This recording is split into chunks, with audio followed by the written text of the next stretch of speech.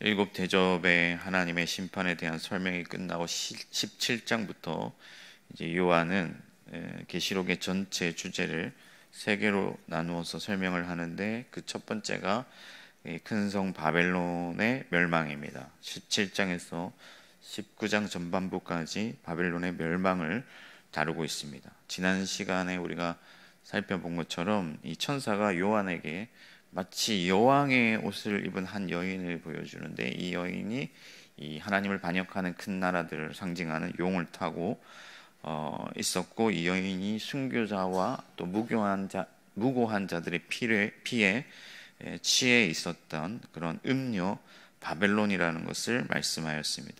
그래서 이 바벨론은 자기의 어떤 힘과 권력에 취하여서 결코 나는 애통하는 일이 없으리라고 했지만은, 바벨론은 물론이고 또 음행하든 그녀와 함께 음행하던 모든 자들이 멸망당할 것을 하나님께서 말씀하셨습니다. 그리고 오늘 우리가 읽은 이 본문에서 이 세 부류의 애통하는 자들이 등장하는데, 이들의 애통을 통하여서 하나님께서는 바벨론을 반드시 심판하실 것이고, 그 바벨론의 심판이 어떠할지를, 그리고 어떤 사람들이 이 바벨론의 심판과 함께 멸망당할지를 말씀하여 주고 있습니다. 그래서 하나님께서 이 인간들이 절대시 여겼던, 그래서 인간들에게 기쁨을 주고 그들을 만족하게 하고 그들이 절대시 여기고 쫓아갔던 그 모든 것들이 하루아침에 사라지고, 그래서 그들을 기쁘게 했던 모든 것들이 사라질 때 그 사람들은 허망함과 또 그 어떤 슬픔으로 인하여서 애통할 것을 말씀하셨는데, 만일 우리가 이 말씀 가운데서 깨닫지 아니하고 이 바벨론과 음행하던 사람들과 같이 세상의 헛된 것들을 쫓고 그것들을 기뻐하면서 그것들을 절대시 여긴다면은 우리의 끝도 애통으로 끝나고 만다 하는 것이죠. 그러나 하나님께서 오늘 요한의 어떤 환상을 통해서 우리에게 말씀하실 때 그것을 깨닫고 깨어서 세상의 헛된 것들을 쫓지 아니하고 오직 예수 그리스도의 교회로서 복음을 위하여 충성하면 하나님께서 마침내 우리를 기쁨 가운데서 영접하여 주시고 상을 주신다 하는 것입니다. 그래서 우리가 오늘 이 말씀을 통하여서 세상의 결국을 듣게 될 것인데, 세상의 끝에는 사람들이 애통을 하게 된다 하는 거예요. 하나님의 심판으로 인하여서 그들은 세상의 헛된 것들을 의지하고 기뻐하고 쫓고 추구하였지만, 결국에는 하나님께서 한순간에 망하게 하실 때에, 한 시간에 다 그것들을 사라지게 하실 때 그 허망함과 그 허무함에 사무쳐서 애통하게 된다 하는 것입니다. 그럼 어떤 사람들이 애통하냐? 첫 번째는 왕들이에요. 이 왕이라는 것은 여러분 통치하는 자들이지 않습니까? 그들은 세상에서 힘과 권력을 가졌던 자들, 무력이든 어떤 폭력적이든 혹은 정치적이든 어떠한 방식으로든지 힘을 가지고 다른 사람들 위해서 군림하면서 교만하고, 그래서 세상 사람들을 지배했던 그런 사람들을 의미합니다. 오늘날로 치면 푸틴 같은, 러시아의 푸틴 같은 그런 사람들이라고 볼 수가 있습니다. 이 한스 게오르크 호이젤이라는 심리학자는 인간의 어떤 선택을 할 때 그 선택에 결정적 영향을 미치는 세 가지 욕구에 대해서 얘기를 했는데, 그 첫 번째가 뭐냐면은 지배욕이에요. 다른 사람들보다 월등하여서 그 사람들을 위해서 군림하려고 하는 그런 지배욕이 인간에게 있다라는 것이죠. 인간은 왕이신 하나님에 대해서 반역하고 반대하는 본성이 있기 때문에 하나님의 다스림을 받기보다는 세상의 사람들을 지배하고 군림하고 조정하려고 합니다. 집에서는 남편이 아내를, 아내가 남편을, 부모가 자녀를, 자녀는 부모를 조정하려고 해요. 그 위에 앉으려고 합니다. 심지어 한때 우리 사회는 지금도 그렇지만 인간을 노예화한 적이 있고, 여전히 우리 시대에는 갑질이라는 그런 문화가 있습니다. 만일 어떤 사회적 도덕성과 사상이 아니었다면 여전히 인간들은 사람들 위해서 군림하면서 살았을 것입니다. 그러나 하나님께서는 힘을 가지고 사람들을 괴롭게 했던 모든 사람들을 한순간에 심판하시고 그들에게 고통을 가하사 그들이 애통하게 될 것이라고 말씀하세요. 하나님은 로마 제국의 멸망을 통해서 무력으로 군림하던 큰 나라가 한순간에 무너지는 것을 이미 우리에게 보여주셨습니다. 예수님은 검으로 흥한 자는 검으로 망한다 말씀하셨습니다. 인류의 역사를 살펴보면 전쟁의 역사라고 할 정도로 세계 곳곳에서 전쟁이 있었습니다. 권력을 쟁취하려는 사람들, 그래서 폭력으로 사람들을 지배하려고 했던 자들이 있었는데 그들 중에 진정한 승자가 있었느냐? 아무도 없었어요. 모두가 그 권력을 끝까지 지지 못하고 그 권력을 다 놓고 이 세상을 떠났습니다. 이 몽골이라는 나라도 원나라를 세웠지만 이 청나라까지 그 권력이 어떻게든 명맥이 이어졌다고 하지만은 천하를 호령했던 그런 나라들도 다 역사의 뒤안길로 사라지고 만 것이죠.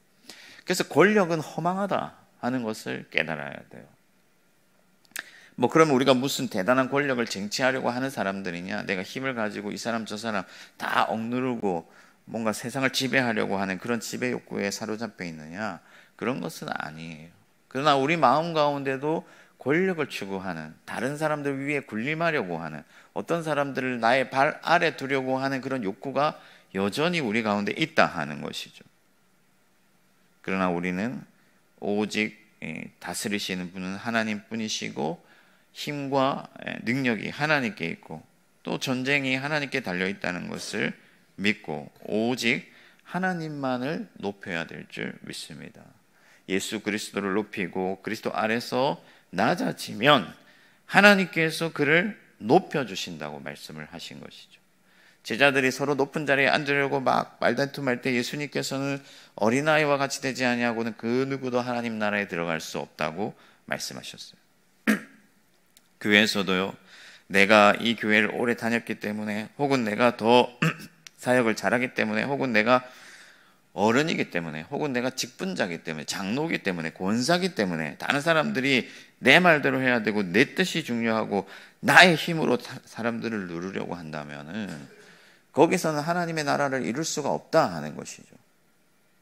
오직 겸손히 예수 그리스도의 뜻대로 그리스도를 섬기고 교회를 섬기고 어린아이와 같이 자기를 낮추는 자들만이 하나님의 나라에 들어가게 된다는 것을 믿으시기 바랍니다. 그래서 우리는 우리의 본성을 거슬러야 돼요. 여러분, 우리가 조금이라도 잘난 것이 있고 조금이라도 힘이 있으면 다른 사람들을 누르려고 하는 것이 우리의 본성입니다. 그러나 이 본성을 쫓아가고 권력을 쫓아가고 힘을 쫓아가고 그래서 다른 사람들을 내 발 아래 누르는 것을 즐거워하고 만족하고 기뻐한다면은 결국 망하는 길로 갈 수밖에 없다 하는 것이죠. 그러나 절대적으로 겸손을 사모하고 겸손의 길을 추구하고 누구라도 나보다 남을 낮게 여기면 그는 하나님께서 높이는 자요 하나님의 나라에 들어가게 되고 영광을 얻게 된다 하는 것이죠. 우리가 지혜롭게 하고 분별하고 또 서로 의논하고 협의하고 모든 일들을 함께 이루어 가야겠지만은 우리의 마음의 결은 항상 예수 그리스도께서 마구간에 나시고 십자가를 지시고 우리를 위하여 죽기까지 낮아지신 것처럼 우리도 낮아지기를 추구할 때 우리도 예수 그리스도와 같이 높아지고 영광을 얻고 마지막 심판 때에 하나님께 인정받는 자들이 된다 하는 것을 믿으시고 오늘도 겸손을 위하여 기도하는 여러분들 되시기를 축복합니다. 두 번째는 상인들이 애통을 한다는 거죠. 이 상인들은 돈을 장악한 사람들이에요. 그냥 상인이 아니라 큰 거상, 그러니까 모든 물류를 지고 있는 사람들이죠. 당시에는 이 무역이 성행하던 시절이기 때문에 주로 매매를 하는 자들이 큰 돈을 가지고 있었는데 이들이 매매했던 목록들이 등장을 합니다. 그들은 돈을 위하여 수단과 방법을 가리지 아니하고 뭐든지 돈 되는 것은 팔고 사는 사람들이었어요. 자본을 쥐고 흔드는 사람들. 그들이 어느 정도 돈의 흐름을 장악했는지 오늘 말씀에 보면은 종들을 팔았다. 그러니까 이 종들이라는 것은 노예를 의미하는 건데 사람을 돈을 주고 사고 팔았다 하는 거죠. 결정적으로 사람의 영혼들도 사고 팔았다 하는데, 영혼을 팔았다 샀다 하는 것은 어떤 사람들은 자기 영혼을 돈에 팔았다 하는 것이고, 어떤 사람들은 사람들의 생명과 영혼마저도 돈을 주고 사고 팔았다. 돈이 되는 것이라면 사람 목숨이라도 사고 팔았다 하는 것을 우리가 볼 수가 있습니다. 그래서 어떤 사람들은 돈을 가지고 자기가 세상의 주인이 된 것처럼 생각해요. 돈을 많이 가졌기 때문에 자기가 다른 사람들보다 월등하다고 생각하고, 자기가 이 세상에서 가치 있는 사람이고 의미 있는 사람이고 또 힘 있는 사람이라는 그런 착각에 빠져서 살아갑니다. 그러나 하나님께서는 이것을 한순간에, 한 시간에 사라지게 할 것이라고 말씀을 하셨어요. 우리가 이 세상 재물에 헛된 것을 일찍 깨달으면 깨달을수록 예수를 많이 소유할 수 있게 되는 것이죠. 왜냐하면 예수님께서는 하나님과 돈을 겸하여 섬길 수 없다라고 말씀을 하셨거든요. 그러니까 돈을 추구하고 돈을 많이 소유하고 돈에 대한 어떤 애착이 생기면 생길수록 하나님은 포기하게 되는 거예요. 예수님께서 돈과 하나님을 겸하여 섬길 수 없다고 말씀하신 이유는 돈이 그만큼 신성시되는 이 세상을 지적하신 것이죠. 마치 사람들은 돈을 하나님처럼 여긴다 하는 것입니다. 이 세상에서는 돈만큼 강력한 우상이 없다 하는 것이죠. 사람들은 돈을 섬기고 돈의 노예가 되고, 돈을 쓰기 위해서 버는 것이 아니라 돈을 모으기 위해서 집착하면서 그렇게 바쁘게 살아갑니다. 그래서 어떤 사람들은요, 돈을 벌기 위해서 하나님을 섬길 시간이 없는 거예요. 하나님을 예배할 시간이 없고, 하나님을 말씀을 읽을 시간이 없고, 하나님과 깊이 교통할 만한 그런 시간이 없는 것이죠. 돈을 벌기 위해서. 여러분, 차라리 가난해지더라도 하나님을 섬기고 하나님을 가까이 하는 것이 복인 것을 믿으시기 바랍니다.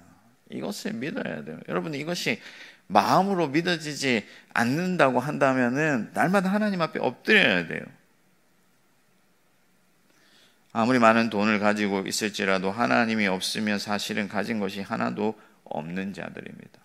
마지막에는 하나님만 남게 돼요. 하나님의 나라, 하나님의 영광, 하나님의 기업만이 이 땅에서 영원토록 남게 되고, 돈과 권력은 하루아침에 사라진다 하는 것이죠. 예수님께서는 재물을 가득 쌓아놓고 이제 좀 놀자 쉬자 하는 한 부자에게 하나님께서 오늘 밤 내가 내 영혼을 취하면 그 모든 재물이 누구의 것이 되겠느냐 물으시는 그 비유를 말씀하시면서 이 돈에 대해서 이것이 얼만큼 헛된 것인가 하는 것을 말씀을 하셨습니다. 전도자도 전도서에 보면 많은 재물도 헛되다 하면서 다만 여호와를 경외하라고 말씀하셨어요. 하나님을 가까이 하는 것이 복입니다. 그러므로 예수를 믿는 사람들은 단순한 삶을 추구해야 돼요. 많은 것을 가지고 있는 것이 복이 아닙니다. 받는 것보다 주는 것이 복이 있다 하신 사도 바울의 말씀을 그대로 믿어야 그가 진정으로 복이 있는 자다 하는 것이죠.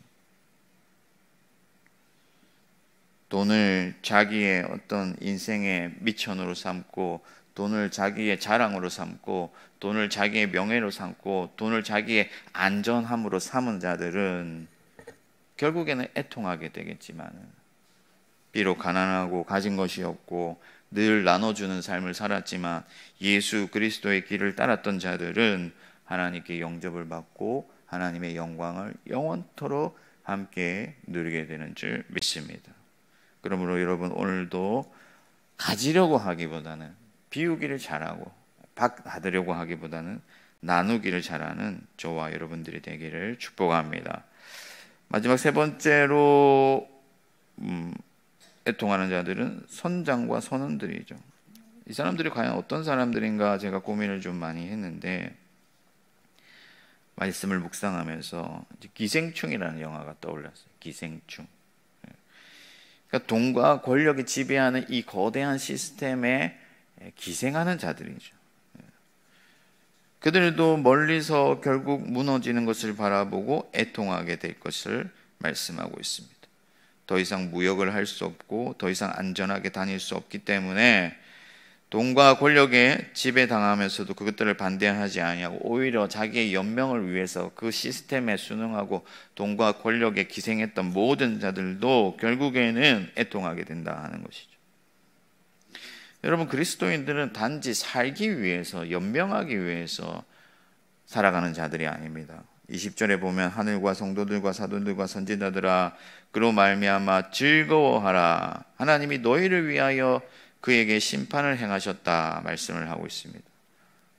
무슨 말이냐면요, 이 세상의 사람들은 거대한 어떤 시스템, 자본주의, 권력, 돈에 순응하면서 기생하면서 그 힘에 지배당하고 마치 월급 주는 사람이 하나님이라도 되는 것처럼 그렇게 돈에 충성하고 권력에 충성하면서 살았지만 그들은 결국에는 애통하게 되고, 대신에 그 시스템을 반대하고 오히려 하나님께 충성했던 사람들은, 복음을 위하여 살았던 자들은 기쁨을 누리게 된다 하는 것입니다.